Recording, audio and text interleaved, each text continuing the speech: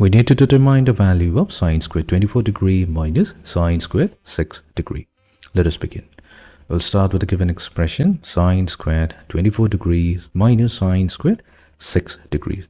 Now, we don't have any standard values for sine 24 degree as well as sine 6 degree.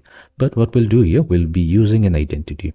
We know that if we have sine squared of angle A minus sine squared of another angle B, then this becomes simply the product of sine of A plus B and sine of A minus B. Now in our case, we'll consider A to be equivalent to 24 degrees and B to be 6 degrees. That means our expression now becomes sine of 24 degrees added to 6 degrees multiplied to 24 degrees minus 6 degrees.